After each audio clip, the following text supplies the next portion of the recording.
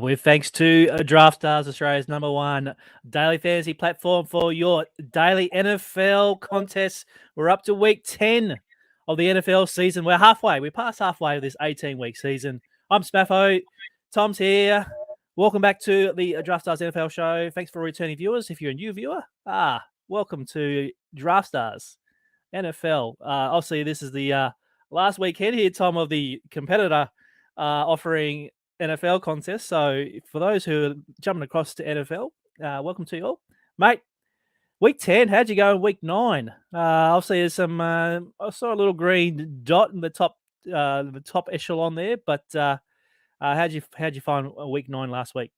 It was almost a really good week. I had 80% George Kittle, which went well, and then I had 80% Tyreek Hill, which didn't go so well. So I was close, but not quite. You weren't phased by the news that George Kittle was going to play like half the snaps and he wasn't going to be eased back in. You thought, nah, bugger it.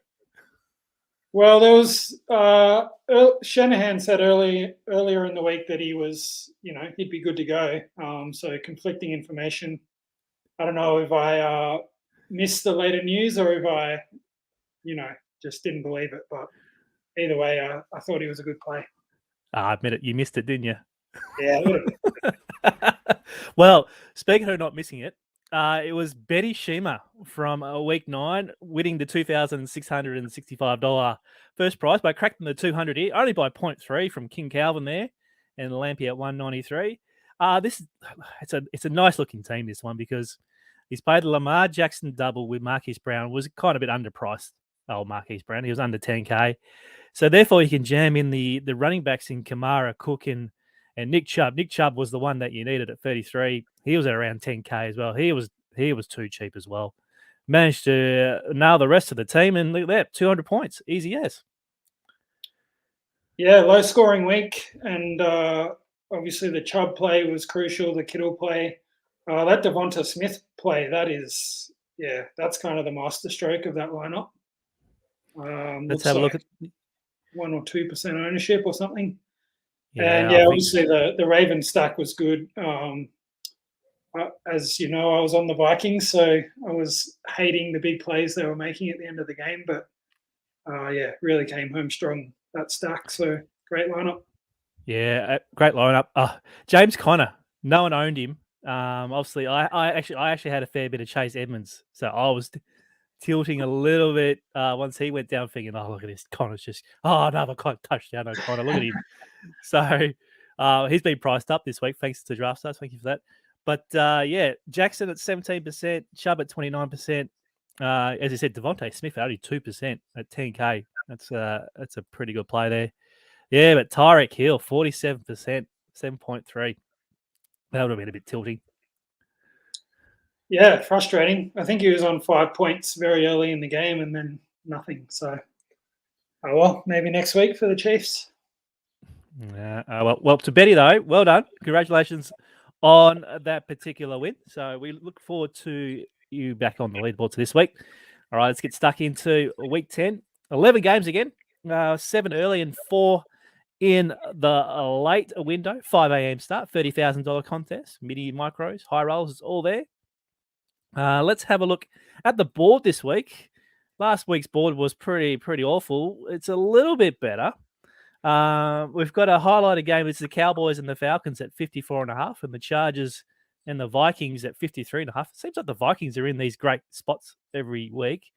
Packers and Seahawks at 49.5. But at the time of recording here, Tom, we just got news that Aaron Rodgers is into play, so that could change a little bit. What are you looking at here on the board in terms of fantasy relevant plays this week? Yeah, like you said, I like the Vikings again this week. I think whenever they're in a good kind of game environment, they're a good team to stack because they've got such a compressed offense. So I do like them. The Packers Seahawks game with Russell Wilson and Aaron Rodgers both first week back, maybe not looking to go too hard at that game. And yeah, Cowboys Falcons. I don't know. I'm surprised the total's so high in that one. Both teams kind of haven't brought it some weeks recently, so yeah, not sure about that one. Yeah, I wasn't too sure about old Matt Ryan last week too. I did say that he was going to struggle, and you said he wouldn't get 10 points, and would he get 31? So I think he got like 10 points in the second drive, and I thought, oh god, that's it. Yeah, it wasn't on the winning lineup, so I won't push you too hard on that one. No, he wasn't in the end. But speaking of winning lineups, you went the Vikings last week. Geez, that was nearly a good collect. Oh, it was a great sweat. I think I celebrated early a couple of times and didn't come through. But anyway, I'm actually going to go Vikings again this week. $2.45 against the Chargers. Don't know. Maybe just because I wish they won last week might be the only reason. But yeah, Jason. I don't mind this week. I don't mind the Colts at -10. I think they'll absolutely kill the Jaguars this week. All right, let's check out the injury news. Fair bit kicking about this week. Overnight in the States, we've got a couple of people who got ruled out. Damien Harris has just been ruled out for the Patriots due to concussion. Alvin Kamara the day before with his knee. They're probably the two key ones that we've known all week. Sam Darnold is out. Zach Wilson is struggling to get up for his match for the Jets. As for the questionable tags, majority of these are looking okay. Not too many. I think Kyler Murray is the key one there. He's in the late window. So out of those injuries, Tom, is there any others that you're trying to keep an eye there for us? Oh, bring it back. I'm not overly around the injury news today, to be honest. Is there any worries about Chris Godwin? I saw maybe he was one that may be a concern. We'll have to check that out. I know that Ollie Evans is good to go. I know who. Yeah, that's probably a good one to check out. Get onto obviously the old Twitter machine. Type in Chris Godwin, and you'll certainly find an answer out there for you, mate. But tell me about the slate. Prices were very soft last week. There they've gone back up, especially for the running backs. But there are some value plays that have popped up during the week that we can attack. Yeah, so last week it was kind of a more of a balanced build week with the pricing so soft. They've fixed that this week, and now we have, with Chubb and Kamara out in particular, we have a couple of really strong minimum price running backs, which we'll go through in a bit. So I think that's just going to mean much more like studs and duds type lineups where we lock in those value plays, and then we look for our best plays at the top of the board at each position. Which, I mean, you don't have to build that way. We'll still have the option to try some more balanced builds, but I think the consensus will be looking at the top and the bottom of the board. Yeah, I think it'll be hard to get away from the studs and stars lineup. Chris Godwin is a game time decision there for you, Tom. So he did practice on Friday. So yeah, GTD. All right, here we are. Here's the slate: $30,000, top 586 payout, $15 entry. Let's go through position by position, and we always start here with the quarterback. Now, we're not getting Matt Ryan again. He's over 10K, so let me scroll down to him. So he obviously bit me last week. Is he in play again against that high total? Like I said, I'm probably not loving that game. I think you can play a couple of Falcon stacks if you're playing a lot of lineups. But yeah, I'm not rushing to play him this week. Fair enough. All right, let's go back towards the top of the board. So Kyler Murray is still under a cloud with his injury. He's at 15,990. Gets a really nice matchup against the Panthers. Oh, sorry, I'm on the quarter board. Here we go.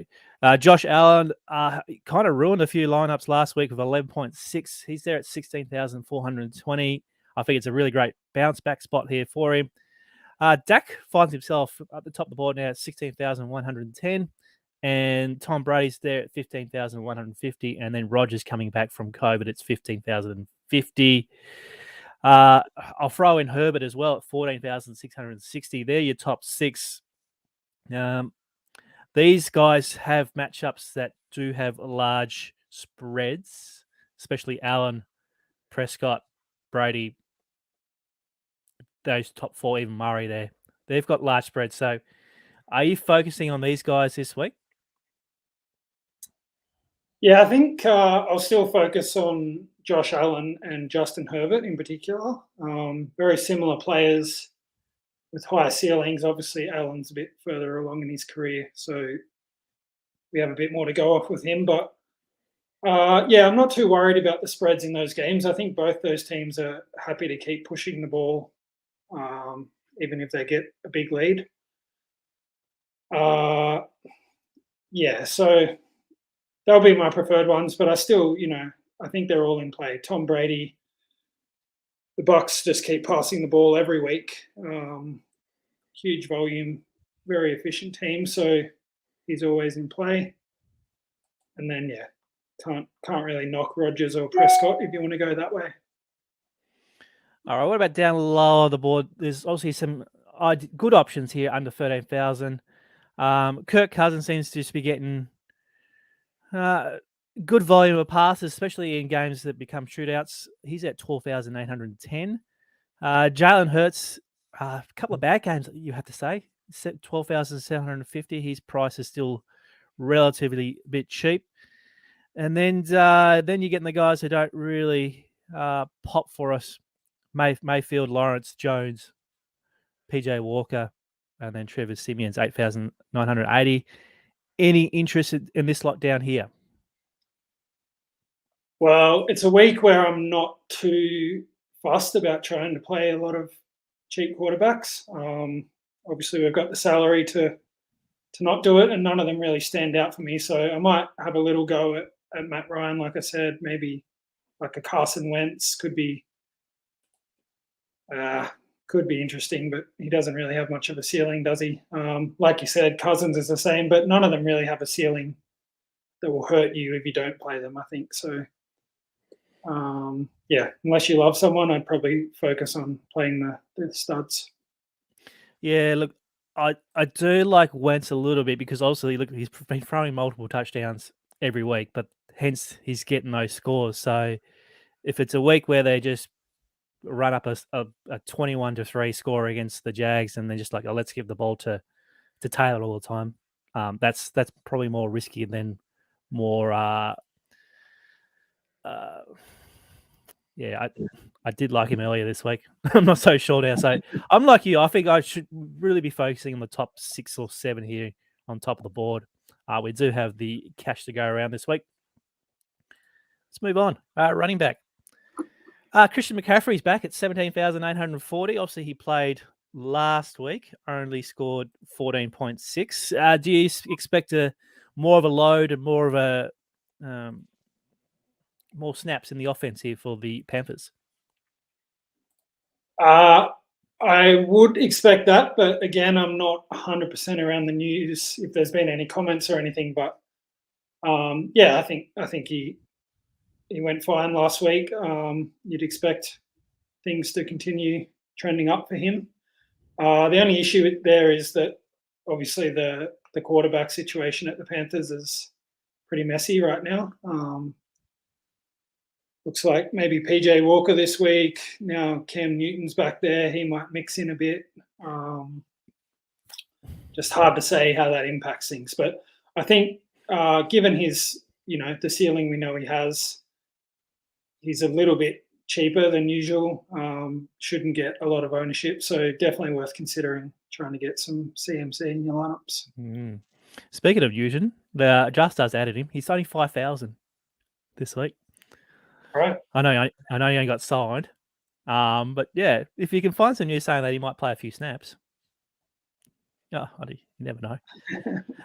Now, obviously, last week we were saying, all these running backs are cheap, so cheap. Now they're all being priced up. Look at them, all over 17,000 for the top four. You've got Taylor there at 16,260. Even Zeke got a bump from 12,000 to 14,660. So out of that top six, I can probably see what the field will go to. They'll probably go to Taylor and probably to Harris. Are those the two that you kind of looking at to start with? Yeah, Taylor definitely. Just seems to have the biggest ceiling this week. He's kind of asserted himself as one of the top handful of running backs in the NFL now, and the matchup's good. Yeah, I think he's probably the top option. Harris is fine, but I'm not really separating him from Cook or McCaffrey, Eckler even in particular at that price.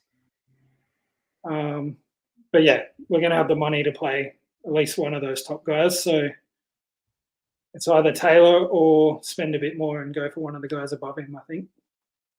Now, Tom, here's our weekly do not play for this week. It's Nick Chubb. Don't play Nick Chubb. He's got COVID. Okay, so let's talk about what's happening there at the Browns because they're just starting to run out of guys, right? So at running back, no Nick Chubb, no Kareem Hunt. Dearness Johnson is the slated starter there. He's at 8,000. He did have a really good game back there on the 22nd against the Broncos. He's there at 8,000. The Felton, he's also don't play him. He's got COVID as well, so don't worry about him. Dexter Williams has been signed. I think he's just on the practice squad though. So, but keep an eye on news there. And I think the other bloke they got there is Brian Hill. Everyone else looks like they're signing a couple other blokes. But Dearness Johnson seems to be the value player this week. How much are you going to have him this week? Yeah, I think maybe close to 100%. Browns love to run the ball. We've already seen that one good game a few weeks ago. I think Chubb and Hunt both might have been out that week also. Yeah, they're going to run the ball a lot. He's pretty much the only guy they've got to give it to. Can't see it going too far wrong at 8,000. All right. Now, there is another $8,000 bloke we need to talk about, and that's the situation at the Saints. No Kamara, he's out. So we've got Mark Ingram, the second. He's there at $8,000 as well. And these other blokes that haven't really seen any snaps throughout the season. So if you're going to get off, Mr. Johnson, are you considering Ingram in your lineups? Yeah, you have to consider him. It's been a couple of years since we've seen his best stuff, but he has been at the Texans recently, so that doesn't help. Could be a similar situation. I'm not sure if there's a bit more depth there at the Saints, but could be a similar thing where the workload just kind of guarantees that he's not going to bust at that price. Matchup isn't too bad there with the Titans, so definitely considering him, but I'll try just to remember that he's like 32 years old or whatever he is, and shouldn't get too carried away. Yeah, he might have the first 6 touches of the game, and you're thinking, "Oh God, what's going on here?" But then you don't see him for the rest of the game. Yeah. All right. Now, other options that you have included on your article on Daily Fantasy Rankings are Cordell Patterson, 11,550. What makes this guy pop for you this week? Just the role. Like, look at that. Look at those. It's been week 1 where it wasn't great, and since then it's been solid every week. Especially now that Calvin Ridley's not playing, he's getting even more kind of a workload in the passing game, which is what we want with the point per reception scoring. So I just don't think the price has caught up to the role. Basically, unfortunately, with Ingram and Johnson, we may not really have room to play him this week. But with a Matt Ryan stack or a Cowboys bring back, or just as a kind of a contrarian option, I think he's a really good play. Excellent. I think there's one other player that might be a little bit underpriced. Is DeAndre Swift. They're at 13,490. Obviously, didn't get going against the Eagles last week, but previous weeks shows that he has the same kind of role as Patterson. He's very much in the passing game there.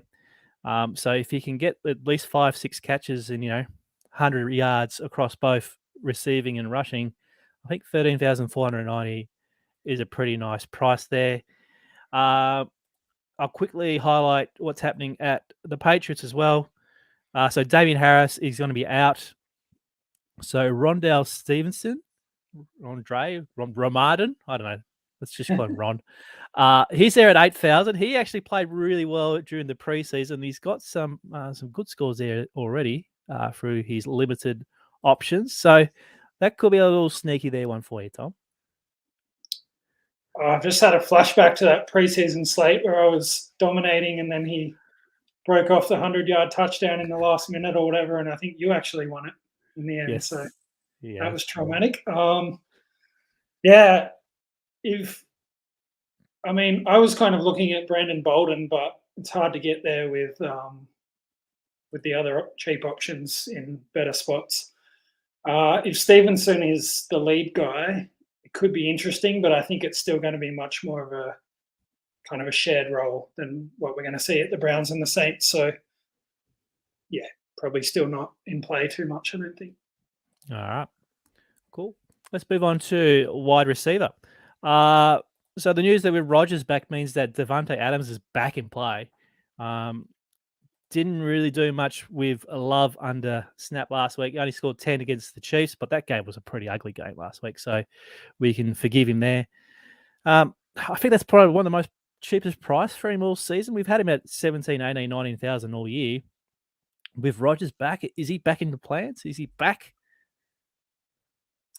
Yeah, I'll be trying to get a decent amount of him.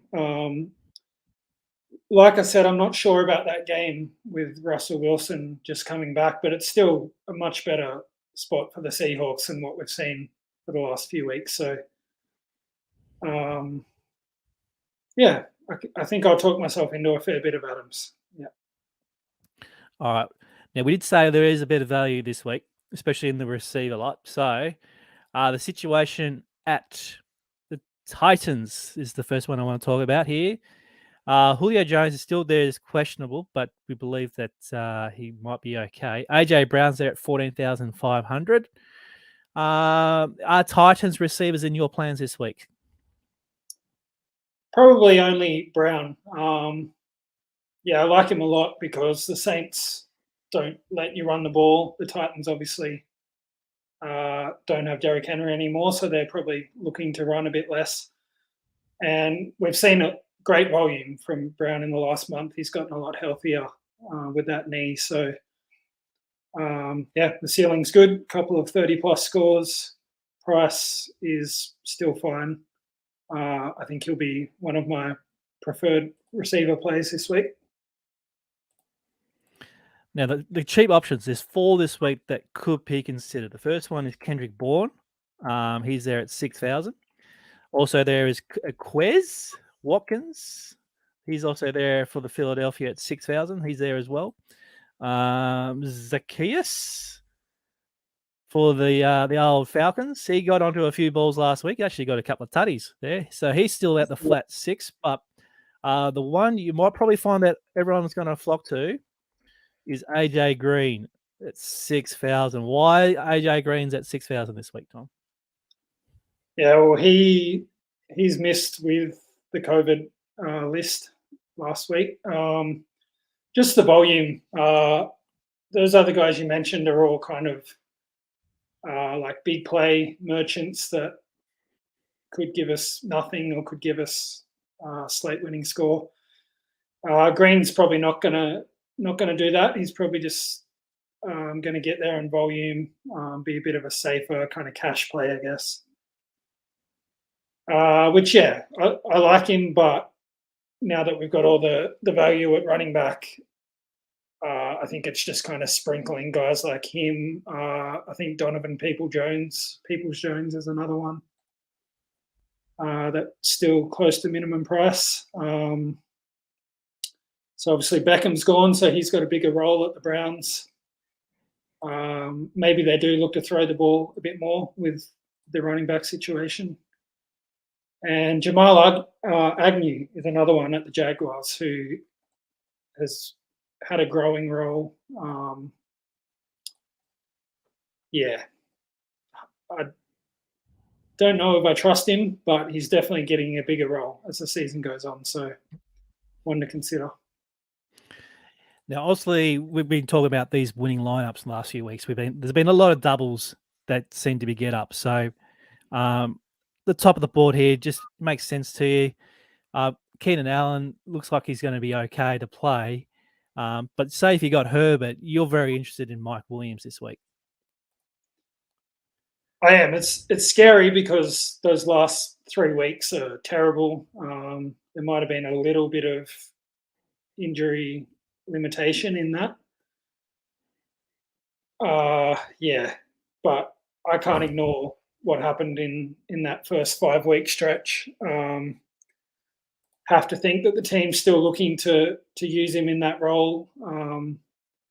Might be a bit of kind of squeaky wheel stuff where they're like, we need to get him back, get him going again. Yeah, and I love that game. So Herbert Williams stack. There's some good bringbacks from the Vikings. I think Adam Thielen's right there at the same price.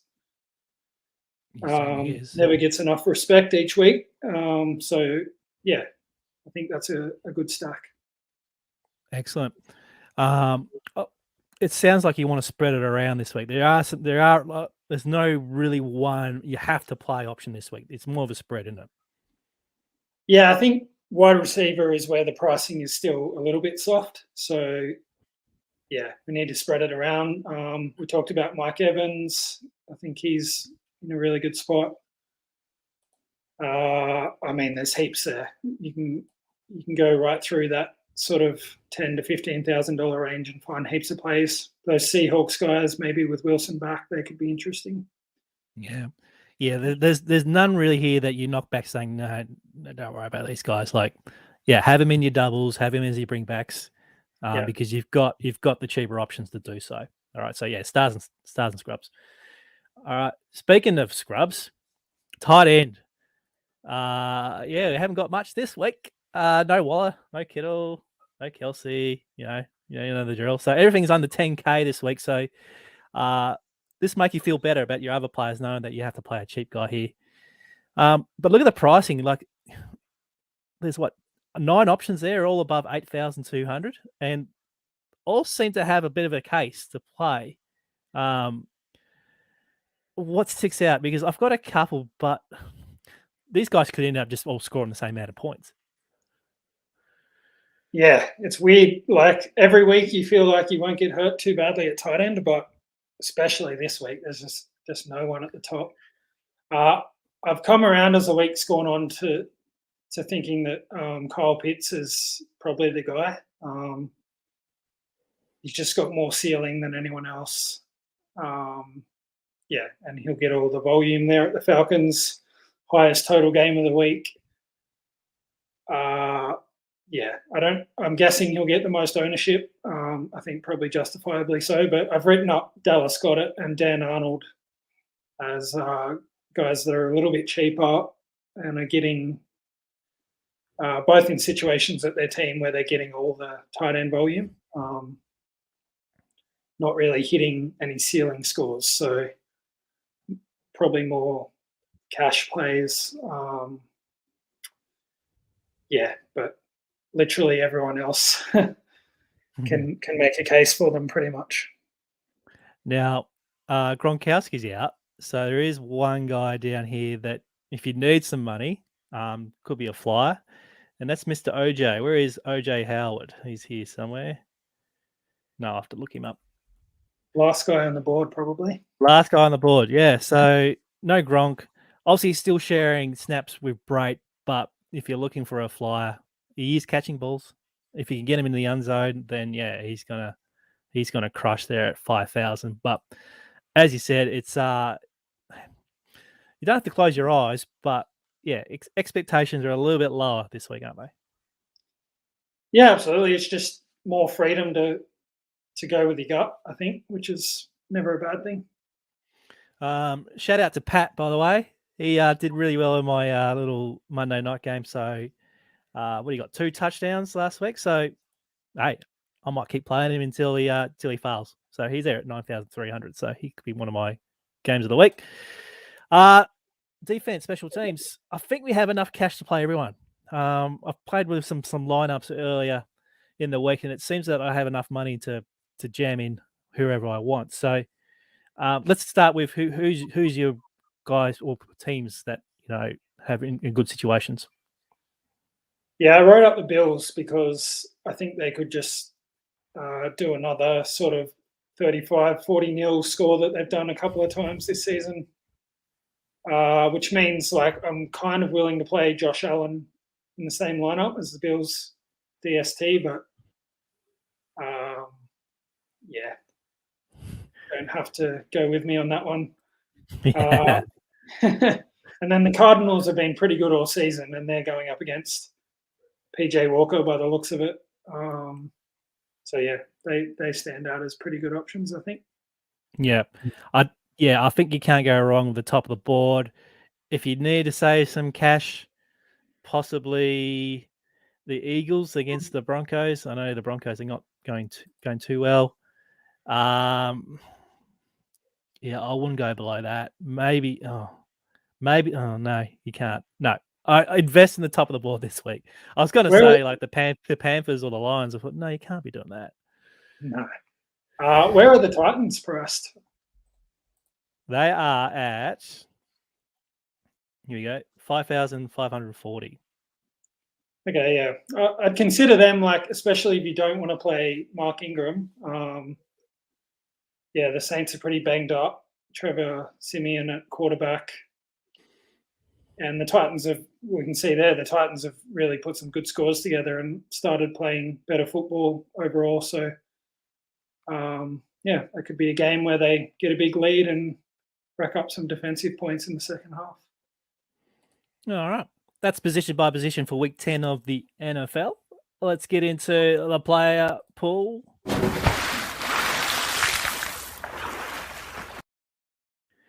All right, so this week, more condensed pool this week. I've gone back to Allen again in the bounce back. Herbert, Matt Ryan, I've jumped on his bandwagon. Carson Wentz, I'm not too sure about it now, but Tom Brady is there as well. You can always rely on Tom. Ernst Johnson, Patterson, Harris has actually been scratched, so don't ignore him. Swift, and obviously Jonathan Taylor, he's going to be pretty popular. AJ Green, Devonta Adams, now that Rodgers is back, Evans for the Bucks, AJ Brown, Pittman for the Colts, and also Williams across the page, Godet, Frymouth, Howard, and Arnold, and then the Patriots, the Bills, and the Colts. All right, Tom, before we get out of here, your final thoughts on this week's slate? I think it should be a fun slate. They all are really, but halfway through the season, I'm hoping the second half doesn't go past too quickly. Yeah, it should be a good slate. So just get up, watch the red zone, and let's have a good sweat. Let's have a good sweat. All right. Well, good luck to all of our competitors this week on Draftstars, Australia's #1 daily fantasy platform. Tom and I'll be back next week for week 11. Make sure you give us a like on the socials. Check out his article on dailyfantasyrankings.com.au. Once again, thank you, Tom, for all your help this week. Thanks very much, Smatho. We'll see you next week. See you next week, guys. Cheers.